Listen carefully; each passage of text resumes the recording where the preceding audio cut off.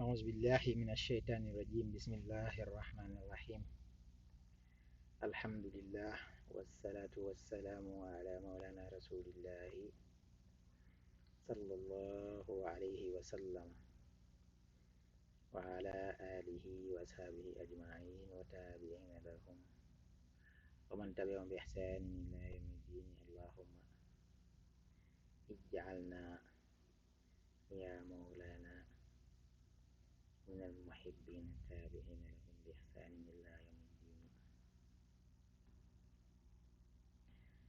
This is a Wolof class exclusively for Ahmadu, who is my son. Okay, so as I promised you, son, this is going to be our first class, inshallah. So Wolof is a language spoken in Senegal, West Africa, where I'm from. That's my native language, and it is from the northern region of Senegal, Waalo, and it's the delta of the Senegal River. So delta is Lof in Wolof, Lof, L-O-O-F, Lof. So Lof means the people of the delta. Yeah, that's where they settled when they first came in Senegal. So that's where Wolof is from. It is said that it was created, formed, invented, whatever, by the ruler of the area, whose name was Muhammadul Amin, but they called him Njajan, and he is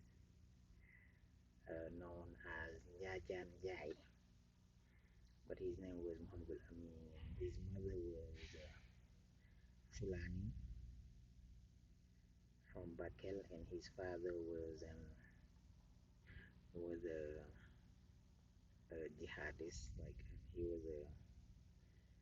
he was spreading Islam, and he fought for that. So his father was Arab and his mother was Fulani from the Bakel region of Senegal. So this is the guy who they said invented Wolof, and they say he used Arabic because his father was Arab and his mother was Fulani. He used Fulani too, and he used Serer. So Wolof is made of those three languages: Fulani, Serer, and Arabic. So a 3% of Wolof is from Fulani, another third from Wolof, or from Arabic, and another third from Serer. But since Wolof is more spoken, sometimes when you hear like common words between Wolof and Fulani, you think that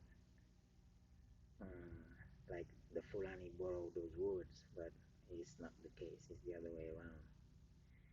And like the same way when you hear common words from Serer and Wolof, it's really Serer words because those languages are older than Wolof and Arabic as well. So Wolof is the language of the people of the Delta. So the region and the language both got their names from that.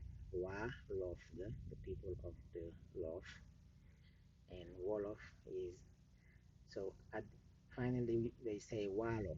So Walo is originated from those two words, Walof, the people of the Lof. And so at the end, the region was called Walo, and they call Walo the people who live in Walo, and they call the language they speak Wolof. So that's why when in Wolof, when they greet you in Arabic. Say Assalamu alaikum. We say Wa alaikum salam. And they say nanga def, how are you? You can say mangi fi, I'm fine. Mangi si jama, I'm in peace. So those are usually the answers to that.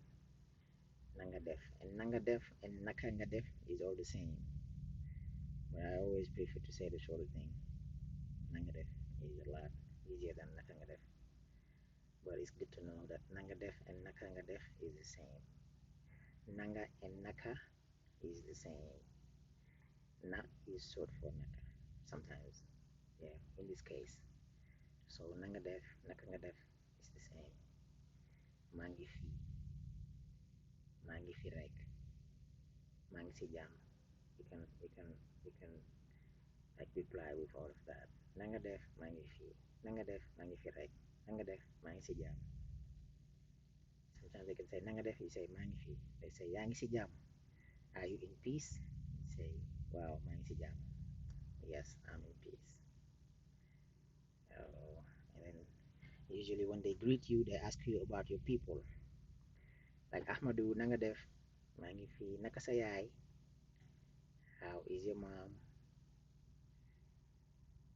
Naka sa mom? Because yai is mother, but mom in Wolof is grandmother or grandfather.